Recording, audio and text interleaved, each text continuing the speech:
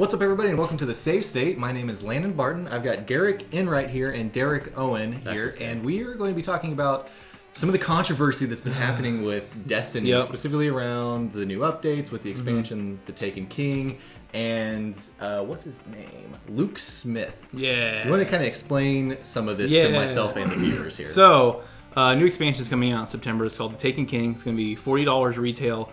And it's adding a substantial amount of content to the game. A new raid, a new subclass for all three classes, which all look amazing. Yeah, to be fair, this looks fantastic. Yes, the Hunters get a Void Bow, which looks awesome. The Warlocks basically become the Emperor from Star Wars, and they fly around and do Force Lightning at people. Yeah. And Titans get Thor's Hammer. So it looks really fun. The bow looks cool. I don't know how to describe it. He looks like Hawkeye, which isn't awesome, but it looks really cool. Like a celestial Hawkeye. Yeah, there it is. There it is.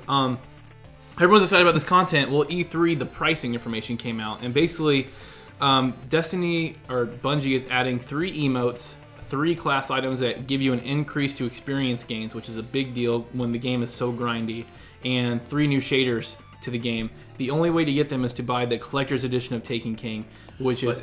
So with that though, those are so unique. Yeah. There's how many? Everyone are there wants currently? those. None. Exactly. None like that. There's 4 emotes in the game. There's no class items that give you experience gain.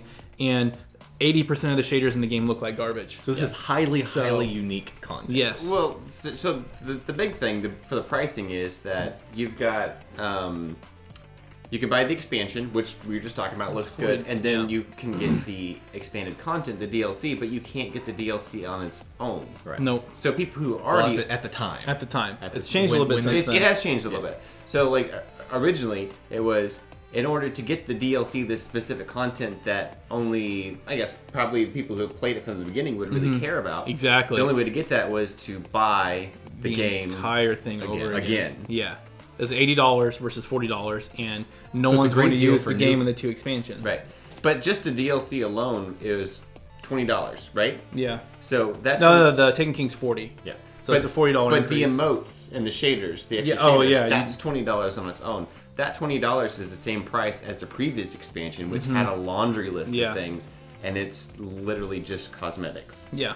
So I think so all of that, those numbers and everything that actually happened, that's one part of the problem. The second part of the problem is how it was handled. Luke Smith handled it with an interview with Eurogamer. You want to kind of talk about what happened there? So basically, Eurogamer was upset, as most of the fans were, with how the pricing was working. And when talking to Luke Smith about it, basically he said, if I put this content on the screen right now, you're going to throw money at it. Quote. It could be taken out of context. Maybe he was joking when he said it. But on paper, it doesn't look great when people aren't happy about it. And then he said, basically, it's what is the content worth to you? We think it's worth $40. If you want it, you'll pay for it, is what the interview came down to. And it was very blunt, very brash. Yes. Didn't go over very well.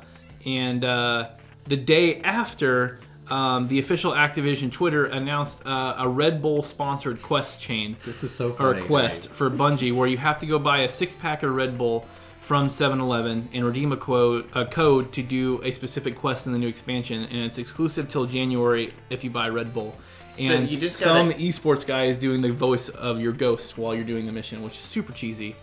But so it's like, when is Doritos going to start sponsoring stuff? Exactly. It's just not a good time. I'll only buy a Dorito DLC if it comes with 3 cheese fingers. In-game or out-of-game? Yes. Yes. Done. Just a bag of Dorito powder. Bad 2-day streak for Destiny. Since then, they've fixed it a little bit. I think Luke Smith even came out. Yeah, he apologized. They had a weekly update. He said, I don't really want my coming off as a dick to be reflective of my company, which I love. I'm just kind of a dick sometimes, is essentially what he said. And he said, he's like, look, I going back and looking at it now, I realize if you don't know who I am and how I handle interviews, how I speak personally to other people, like, this would come across as like, here's this company that I really love and their content that I really like. And this upsets me. Which is like, I get it, and I apologize. I mean, it's cool, but this shouldn't happen in the first place. He shouldn't have been doing the interview. If he has this history, you could have got an intern off the street with better social skills. Yeah, exactly. There's this guy that works for Bungie named Deej, and his entire job is handling the Destiny fan base and making sure they don't get too angry and answering their questions. Deej is amazing. Yeah, he's one of those weekly. Oh yeah, he does the weekly updates, and yeah, he's really good. I don't know anything about him, but the name. But anyways, yeah. So they've really issued their apology. Luke Smith apologized for his comments. how they're doing the expansion now is you buy for $40, and for $20 more, you can get the content. So, I mean, it's $20 less than the fans would have had to spend. Yeah, it's still but $60. It's still a bummer. But people are going to pay for it. They want this, exclusive stuff. You can't just buy the DLC, right? You can just buy the DLC, but you can get the Collector's Digital Edition of the DLC for $20 more that comes with the extra stuff. Gotcha. Yeah. So I don't know. It's just really. I mean, the game's kind of had troubles from the get-go. They don't know how to handle it. It's a bummer. It really is. Yeah, I was just. The Red Bull event. It still blows my mind. Like, I get when Call of Duty and Halo coincide with Mountain Dew and have like special cans and you can get codes for bonus experience. Sure, whatever. Yeah, but in-game content. Yeah. I think the closest thing I've seen to that is when you had to buy a bottle of NOS to get It should have been a Red Bull Stratosphere jumpsuit. You had to buy Batman. You had to buy a bottle of NOS to get the Batman Beyond skin for Batman Arkham City, which is both completely did. worth it. I didn't even drink the NOS, but I wanted that skin. I remember doing that.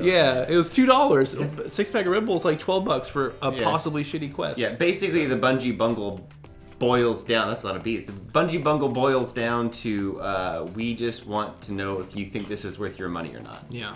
And if we do buy it, they're gonna think they can keep doing it. Right. So what do we do? And we are. I mean, there's so many arguments in the video game industry right now that it's like speak with your wallet, from pre-ordering to stuff like this. This is the first time where I actually heard gamers arguing for microtransactions.